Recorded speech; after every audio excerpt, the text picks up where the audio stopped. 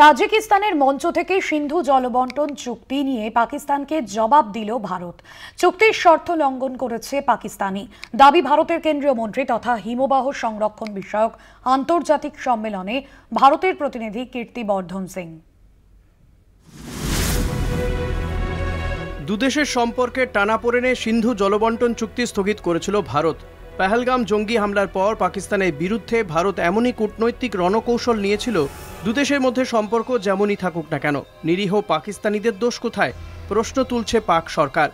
তাজিকিস্তানে গত 3 দিন ধরে হিমবাহ সংরক্ষণ বিষয়ক একটি উচ্চ পর্যায়ের আন্তর্জাতিক সম্মেলন চলছে।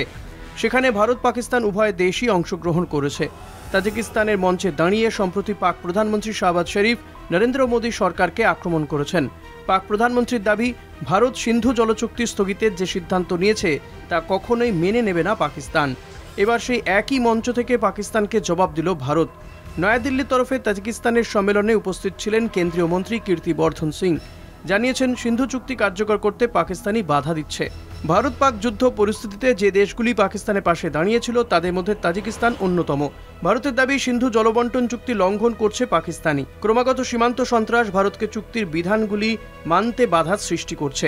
পাল্টা ভারতের ঘাড়েই দোষ চাপাচ্ছে পাকিস্তান। তবে এটি তো কোনো শান্তি সম্মেলন বা সন্ত্রাস বিরোধী সম্মেলন ছিল না, তাহলে সিন্ধু জলচুক্তির প্রসঙ্গ উঠে এলো কেন? সেই প্রশ্নও তুলেছেন কেন্দ্রীয় মন্ত্রী কীর্তিবর্ধন। ফোরামের সঙ্গে যোগ নেই এমন প্রসঙ্গ তোলা সম্পূর্ণ অযৌক্তিক বলেও দাবি করা হয়েছে। 1960 সালে বিশ্ব ব্যাংকের মধ্যস্থতায় ভারত এবং পাকিস্তানের মধ্যে সিন্ধু চুক্তি স্বাক্ষরিত হয়েছিল।